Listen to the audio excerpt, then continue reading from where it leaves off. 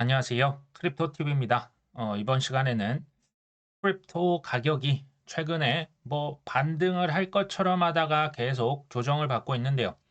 글래스노드라고 하는 수석 이제 크립토 분석가가 비트코인 가격이 우리 돈 8,200만 원 밑에 있으면 패닉셀이 나올 수 있다라고 얘기를 했습니다. 무슨 얘기인지 살펴보시죠.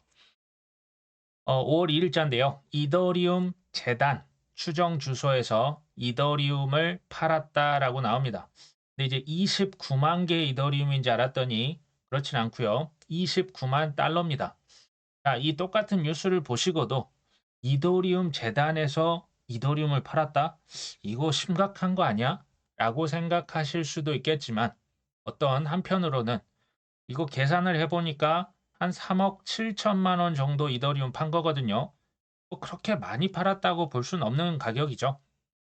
뭐 그냥 무슨 사정이 있었나 보지 하고 넘어갈 수도 있을 것 같습니다. 이왕이면 긍정론자가 되자, 낙관론자가 되자 제가 말씀을 드리고 있죠. 사실 선택은 본인이 하시는 영역입니다. 특정 거래가요. 3,236만 달러. 아까보다는 금액이 훨씬 크죠. 거의 뭐 우리 돈으로 치면 거의 한 400억 정도 됩니다. 이더리움을 코인베이스 거래소에 입금했다. 이 거래 주소가요. 2주 전에 이더리움을 대량으로 샀습니다. 이게 그때 이제 평단가가 3,134달러인데 지금은 뭐 2,910달러 정도 하거든요. 지금 팔면 사실은 손실입니다. 예, 우리 돈으로 했을 때 한 33억 원 정도 손실을 볼 수 있는데 왜 팔까? 왜 지금 팔려고 할까요? 항상 이유가 중요하다고 하는 거죠. 제가 뭐 정확하게 알 수는 없겠지만 추정컨대 레버리지를 썼을 가능성이 높습니다. 무슨 얘기냐면요. 이 고래라고 하는 사람들이 그냥 본인 현금으로 이렇게 뭐 위다 아래다 업이다 다운이다 베팅을 하는 게 아니고요. 이제 빌려다가 이제 위다 아래다 상승 하락에 베팅을 합니다. 쉽게 말하면 비투를 하고 있는 거거든요. 이럴 경우에는 특정 가격 밑으로 이더리움 가격이 떨어질 경우에는 큰 손실을 봅니다. 소위 보증금으로 걸었던 돈 자체가 모두 다 날아가 버릴 수가 있거든요. 뭐 부동산, 뭐 갭투, 뭐 이거 하시는 분들 많이 있었죠. 그리고 뭐 주식, 뭐 주식도 뭐 변동성이 부동산보단 크지만 글쎄요. 근데 코인만큼은 최소한 우리가 레버리지, 빚으로 투자하면요. 이 변동성을 감당할 수 있는 사람은 제가 볼 때 거의 없을 겁니다. 이거 이제 하시려면 거의 24시간 차트만 쳐다보고 있어도 위장약을 끼고 사는 분들 잘 많이 봤습니다. 웬만하면 안 하셨으면 좋겠다. 코인텔레그래프 이 매체에서 글래스노드 여기에 수석 애널리스트가 있습니다. 체크메이트라고 하는 사람인데요. 이 사람은 비트코인이 59,600달러를 회복하지 못하면 패닉셀이 나올 수도 있다라고 그 분석을 했습니다. 사실 이런 그 소위 분석가 자기들의 어떤 차트와 자료를 보고 본인의 의견을 이렇게 얘기를 하는데요. 이유가 뭘까요? 현재 6개월 미만 비트코인 단기 보유자들이 손실을 보고 있다. 근데 이 하락이 지속될 경우에 이들의 패닉셀 가능성이 높다. 자, 이번 하락은 연준에서 금리 결정을 앞두고 뭐 금리 지금 동결을 시켰습니다. 어쨌든 그 전에 불안감이 조성이 됐었기 때문에 시장 참여자들이 코인을 팔았다. 주식도 팔았다. 지금 이 얘기를 하고 있습니다. 155일 미만의 단기 비트코인 보유자들의 평단이 59,600달러. 우리 돈으로 하면 약 8,200만 원 정도 됩니다. 근데 이들이 현재 3% 정도 미실현 손실을 기록 중이다. 그래서 그러니까 이 가격 밑으로 떨어졌을 때 약한 손들이 또 팔고 시장을 떠나가면 투심이 또 급격히 악화되면서 쭈루룩 순간적으로 빠질 수가 있겠죠. 지금 그 얘기를 하고 있는 겁니다. 뭐 차티스트들 뭐 다 들을 필요는 없습니다. 근데 제가 그냥 종합적으로 말씀드리면 차트 분석가들의 관점은요. 최소 비트코인이 이제 달러로 했을 때 6만 달러, 6만 1,000달러 정도 위에 뭐 우리 돈으로 하면 이게 한 8천 한 300만 원, 8,400만 원 이상까지 올라가 줘야 상승세가 유지될 것이다. 지금 얘기를 하고 있더라고요. 근데 혹자는 이럴 수도 있죠. 혹시 비트코인 7천만 원, 뭐 심지어 6천만 원 떨어지면 어떡해? 그냥 그런 일이 만약에 발생한다. 좀 더 담으면 되겠죠. 뭐 담을 돈이 없다. 뭐 그건 어쩔 수 없는 거지만요. 이런 것들에 왜 쫄지 않으셔야 할지 쫄 이유가 없다는 것을 제가 계속 말씀을 드리려고 합니다. 200주 이동 평균선. 지금 이 그 점선에 쉽게 말하면 비트코인 가격이 이렇게 한 번씩 닿았을 때 아주 드물게 답니다. 이건 뭐 1년에 한 번 올까 말까한 기회거든요. 최근에는 저기 2022년 말부터 2023년 초반까지 있었고요. 그전에 코로나 위기 때 한 번 닿았습니다. 그전에 2018년, 19년 넘어갈 때 한 번 닿았죠. 자, 이것을 닿았다라는 얘기는요. 소위 진짜 가진 거 다 팔아서 이거 살 때입니다. 근데 지금 어떠십니까? 이 200주 이동 평균선보다 훨씬 위에 있죠. 이 가격을요. 200주 이동 평균선 가격을 제가 대충 지금 하나로 계산해 보니까 약 4,700만 원입니다. 4,700만 원까지 떨어질 가능성이 있을까요? 우리의 미래를 모르기 때문에 이제 개인적으로는 코로나 수준의 그 정도의 위기가 아닌 이상은 이게 쉽지는 않을 것이다. 만약에 닿으면 어떻다? 이 몇 년 만에 찾아오는 기회입니까? 근데 이제 뭐 쉽지는 않아 보여요. 어쨌든 저의 어떤 의견은 무엇이냐? 부라고 하는 건요. 시장이 폭등하고 날아갈 때 만들어지는 게 아니고 언제 만들어진다? 폭락할 때 만들어집니다. 저는 이 로봇 기요사키가 얘기했던 게 계속 저 머릿속에 인상이 남아 있거든요. 뭐라고 했냐? 수익률은 살 때가 아니라 언제 결정된다? 살 때 결정된다. 처음에는 제가 이게 무슨 말인지 몰랐어요. 한 7, 8년 전이었던 것 같은데 살 때요. 싸게 살 때 이미 수익률이 커진 거죠. 그때 이미 큰 수익률이 결정이 되고요. 반대로 얘기하면 비쌀 때 남들이 다 우르르 몰려서 돈 벌었다. 뭐 뉴스에서 막 도배가 되고 흥분에 휩싸일 때 샀다. 이미 손해라는 거죠. 우리 일반 투자자들이 할 수 있는 가장 중요한 원칙 중 하나, 싸게 사는 것이라고 말씀을 드립니다. 최근에 특히 알트코인 가격들 저는 뭐 나쁘지 않아 보입니다. 더 떨어질 수도 있지만 나쁘지 않다. 자, 오세훈 뭐 서울시장이 가상자산 이용자가 이제 600만 시대다. 열린 자세가 필요하다. 지금 이제 그 공론의 장, 지방자치 이렇게 단체 중에 서울시가 처음으로 어떤 뭐 공론화를 시켜서 미팅을 한 것 같아요. 근데 서울만 이럴까요? 부산의 디지털 자산 거래소 올해 이거 정식으로 가동이 됩니다. 이미 조직이 다 꾸려졌고요. 부산에 곧 있으면 이거 이제 론칭이 됩니다. 대표도 다 지금 정해졌습니다. 여기에 부산시만 들어간 게 아니고요. 지금 컨소시엄과 협약을 했다고 나오는데요. 이 컨소시엄 안에 소위 우리가 이름을 알 수 있는 모든 유명한 은행, 시중은행, 증권사, 민간 기업들 여기 싹 다 들어가 있습니다. 자, 이 뭐 부산이 블록체인 특구에서 민간 디지털 자산 거래소가 설립한다. 여기서 모든 자산이 토큰화돼서 24시간 내내 거래할 수 있다. 제가 지금 코인에 투자해야 하는 이유 중에 하나를요. 그냥 전체적인 글로벌 트렌드를 말씀을 드리려고 하는 겁니다. 자, 미래에 돈다발이 흘러 들어갈 곳이 어디입니까? 그게 바로 디지털 자산입니다. 이 디지털 자산은요. 범위가 되게 넓습니다. 토큰 그 주식이든 부동산이든 뭐 NFT든 토큰화 할 수 있는 건 다 디지털 자산이죠. 여기 안에 CBDC도 들어가고요. 스테이블 코인도 들어가고 우리가 투자하고 있는 코인도 들어갑니다. 그 트렌드에 맞서지 말라 이런 얘기 들어보셨죠? 지금 뭐 국가에서 우리나라 저출산 뭐 정말 심각합니다. 우리나라 이러다가 정말 몇십 년 지나면 인구가 다 사라져 버릴 수도 있을 만큼 심각한데요. 그래서 이제 국가나 지자체에서는 돈을 써서 이 트렌드를 막으려고 합니다. 출산할 때 뭐 육아휴직 얼마 줄게, 뭐 한 명 낳을 때 뭐 어떤 그룹에서는 뭐 1억을 쏘기도 했는데요. 돈을 써서 이 트렌드를 막을 수 있을까요? 그럴 수 있으면 전 참 좋겠다라는 생각이 듭니다. 그리고 지금 또 하나의 트렌드가 뭡니까? 바로 디지털 자산. 괄호 열고 닫고 자산 토큰화죠. 뭐 10년 전부터 뭐 각국의 정부에서 IMF에서 BIS에서 뭐 JP 모건의 대표가 뭐 블랙락이 뭐 워런 버핏이 금지를 하고 퍼드를 조성시키고 협박을 하고 여러 가지를 했는데 지금 비트코인 죽었습니까? 디지털 자산 지금 죽었습니까? 이거 못 막습니다. 본인들도 다 알면서 일부러 퍼드 날리고요. 협박하고 있는 거. 이 실체를 알면요. 두려운 게 오히려 기뻐집니다. 아, 이것도 나한테 좋은 기회가 또 오는구나. 그런 분들이 우리 구독자분들 되셨으면 좋겠죠. 자산 토큰화는요. 거부할 수 없는 트렌드입니다. 제가 지난 시간에 말씀드렸다시피 월가는 이것을 사업화해서 각종 수수료를 다 가져갑니다. 국가에서는 뭐 받습니까? 세금을 받죠. 새로운 갑툭튀 신규 자산군이 태어났으니 여기에서 세금 거둘 수 있겠죠.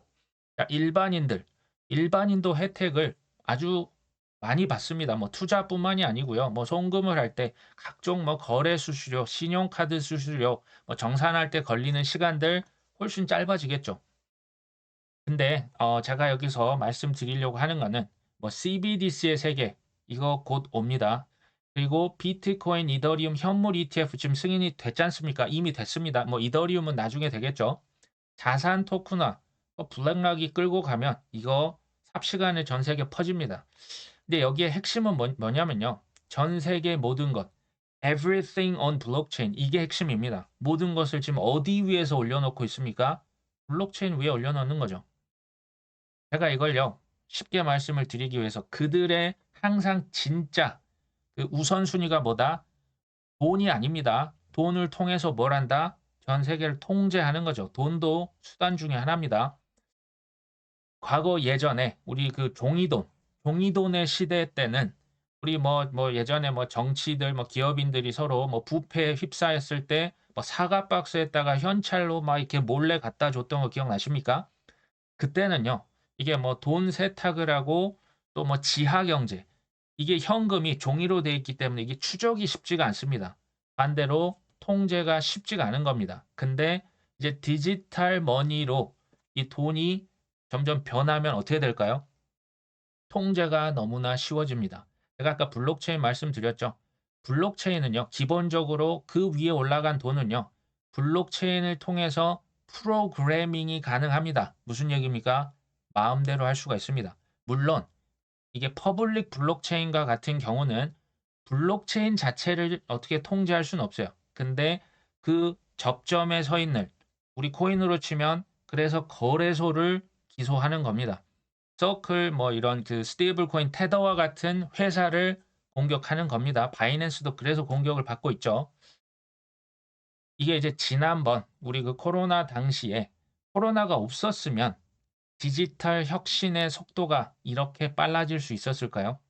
그것 때문에 그 속도가 훅 빨라졌죠. 가속화됐습니다. 디지털 문명이 일상에 파고들고 있고요.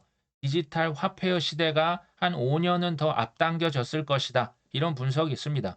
그때부터 했던 재택 근무 때문에 지금 미국이나 유럽에서 사람들이요. 회사로 돌아가지 않습니다. 당연히 그 부동산에 특히 상업용 부동산에 엄청난 타격이 있는 것은 바로 이 팬데믹 이후에 벌어진 사실이죠.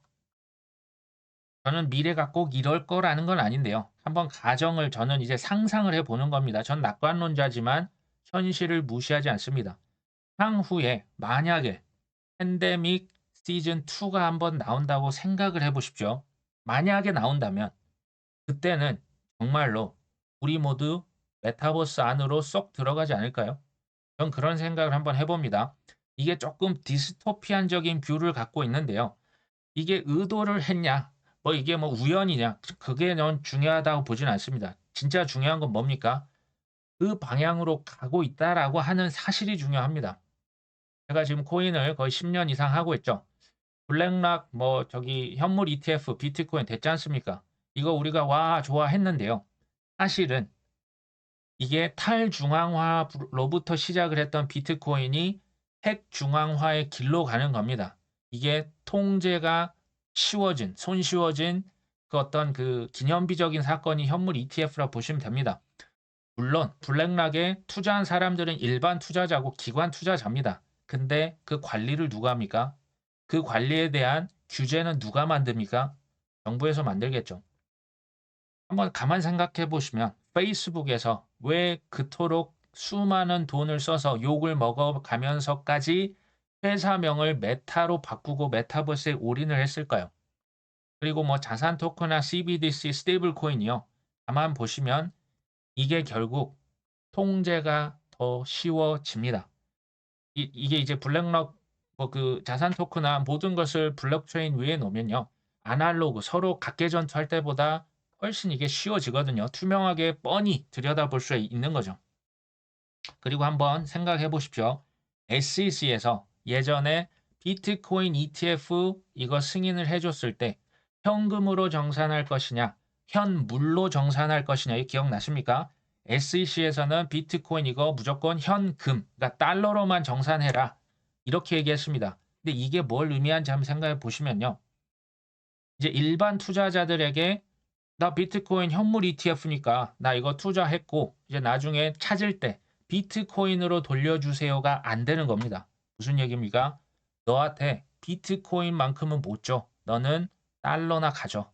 달러는 자기들 마음대로 찍어낼 수 있죠. 가치 없는 것들 달러나 가져가고 비트코인으로 너한테 못 줘. 이거였습니다. 숨겨진 의도 아시겠죠? 월드코인 이제 그 샘 얼트먼이 주도하는 뭐 홍채 스캔 신원 인증 프로젝트죠. 지금은 이제 멕시코 시장에 진출했다. 오브라고 하는 그 이제 뭐 눈알 그 핫한 큰 그 구형의 그 기기를 9대 배치했다. 근데 봤더니요. 뭐 라틴 아메리카 중남미 쪽 아르헨티나에 59대, 칠레에 21대의 오브를 운영하고 있다. 그리고 근데 지난 4월 달에 멕시코의 집단 여당인 어떤 당 대표가요. 월드코인이 신원 데이터 보호에 미치는 영향을 평가해 달라며 조사를 요청했다. 이거 누가 봐도 저 같은 사람 이거 뻔히 보이거든요. 뭐 하려고 지금 이 월드코인을 만들었을까요? 요건 조금 이제 다른 얘기일 수 있는데 중요합니다. 이제 디지털 시대는요. 그 민간 기업들이 땡땡땡을 반드시 선점해야만 합니다. 이것을 선점하는 자에게 돈이 몰립니다. 이 땡땡땡이 뭘까요? 정답은 데이터입니다. 데이터인데요. 이게 쉽게 말하면 우리들의 개인 정보를 다 포함합니다. 우리 개인 정보가 뭡니까?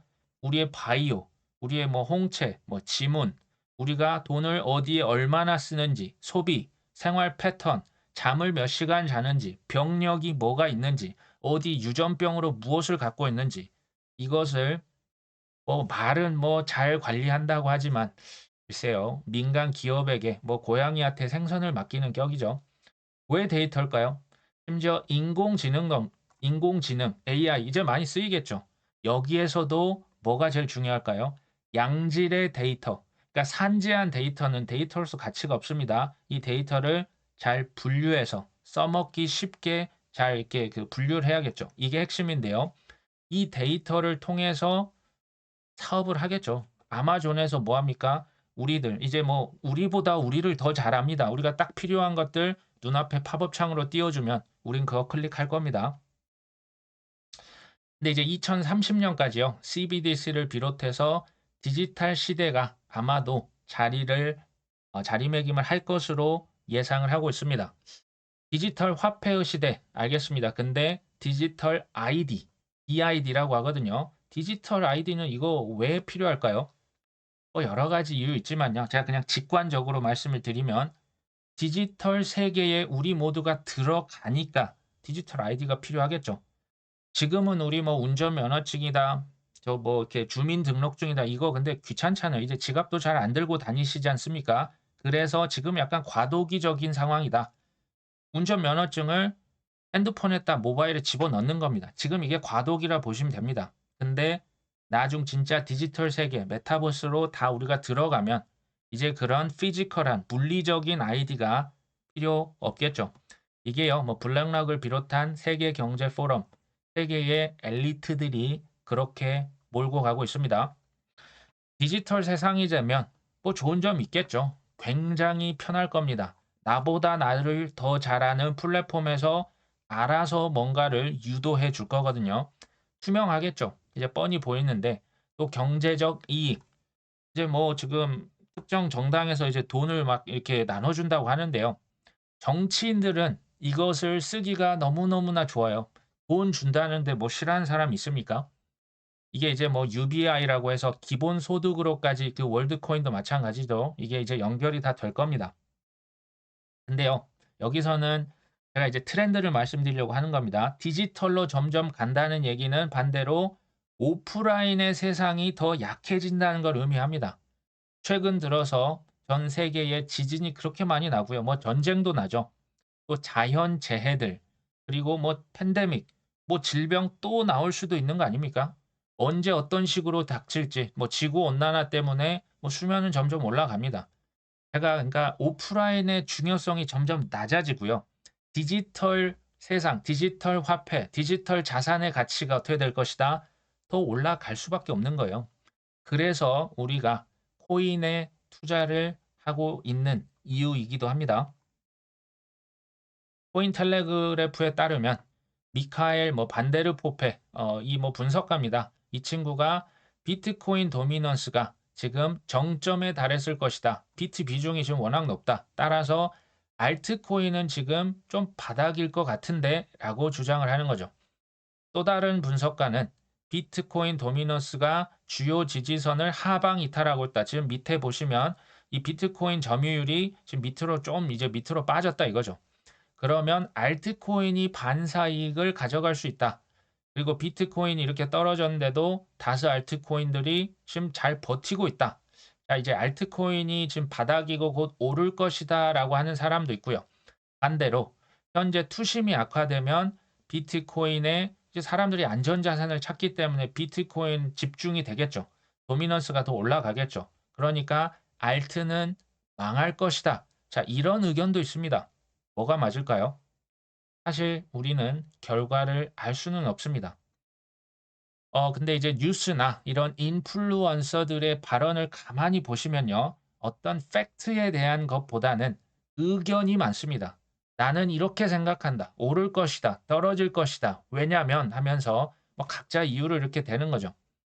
근데 가격이 하락할 때 더 하락할 것이다라는 의견은 굉장히 설득력 있게 들립니다.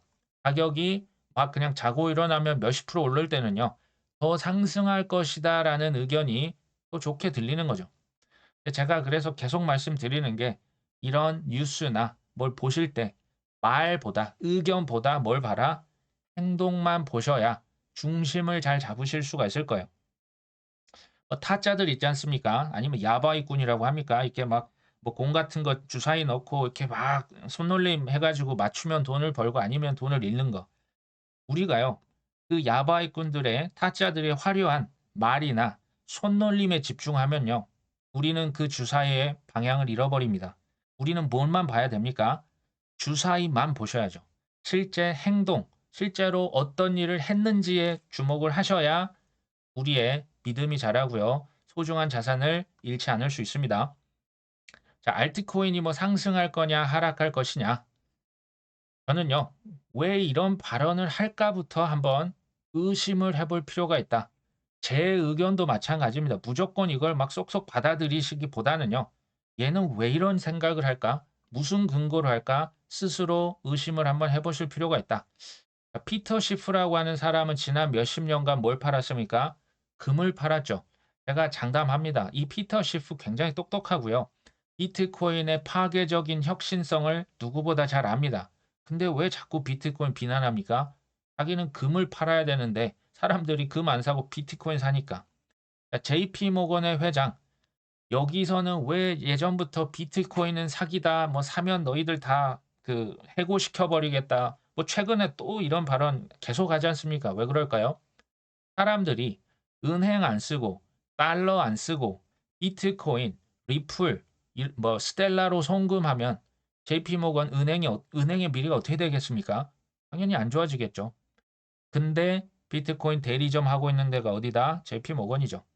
아까 그 말씀드렸던 반데르포프 분석가, 제가 봤을 때 이분은요, 알트코인을 많이 들고 있을 것이라고 추정이 됩니다. 왜냐하면 제가 뭐 계속 뭐 지난 5년, 6년간 팔로잉을 하고 있는데 항상 알트코인 얘기를 하더라고요.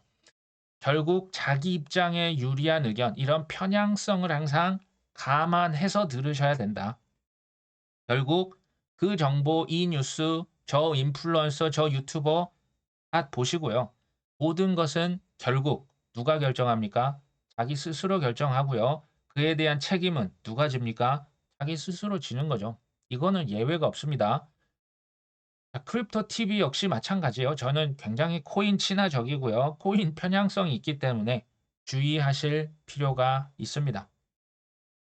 최근에 이제 뭐 조금 가격이 좋지 않으니까 또 어떤 그 수석 애널리스트 체크메이트가 2021년 비트코인 강세장에서 좀 가격이 많이 떨어졌던 거는 파생 상품 주도의 대규모 디레버리징, 한마디로 B2 선물 옵션 때문에 시장이 많이 무너졌다. 근데 지금의 이 조금의 조정은 지금 뭐 선물 옵션에 뭐 그 펀딩 비율이 크게 변동하지 않았다. 이번은 현물 시장의 수요가 약화됐다. 그러니까 누군가 현물로 그냥 비트코인, 이더리움 팔았다. 지금 이렇게 내다보고 있는 거죠. 근데요, 이후 열화를 불문하고 제가 작년 말부터 계속 드렸던 말씀이 뭡니까? 2024년은 크립토 서머다. 내년이 크립토 폴입니다. 우리는 사과 언제 땁니까? 벼 추수 언제 합니까? 가을에 하죠. 올해는 무더위가 여름이니까 뜨겁겠죠. 정말 막 현기증 날 정도로 뜨거울 때가 있는데요. 반면 너무 뜨거우면 소낙비 한번 세게 내립니다. 저는 사실 이 정도의 조정은요. 태풍이라고 생각이 전혀 들지 않습니다. 태풍은요. 정신 못 차립니다. 그때가 저는 올해 한 차례 아니면 두 차례 이상 저는 올 수 있다라고 보고 있거든요. 근데 뭐 언제 올 것이냐, 얼마나 떨어질 것이냐까지는 잘 모릅니다. 올해도 기회는 모두에게 저는 공평하게 주어질 것이라고 봅니다. 근데 이번에도 준비된 자만이 이 기회를 잡겠죠. 이제 쉽지 않은 그 뭐 이제 좀 오를 것 같다가 또 떨어지고 오를 것 같다 또 떨어지고 쉽지 않죠. 근데 이게 어떻게 보면 이제 조정이 길어지는 것은 우리가 또 장마에 비유할 수 있을 것 같아요. 오를 것 같은데 이제 현금 다 떨어졌는데 그냥 그러려니 하시고요. 기다리시면서 준비하셔야겠죠. 현금을 열심히 쌓고요. 나중에 더 떨어지면 더 많이 부을 거야. 이런 확신을 가진 우리 구독자분들 한 분 한 분 되셨으면 좋겠습니다. 오늘 방송 여기까지 합니다. 끝까지 시청해 주셔서 감사합니다.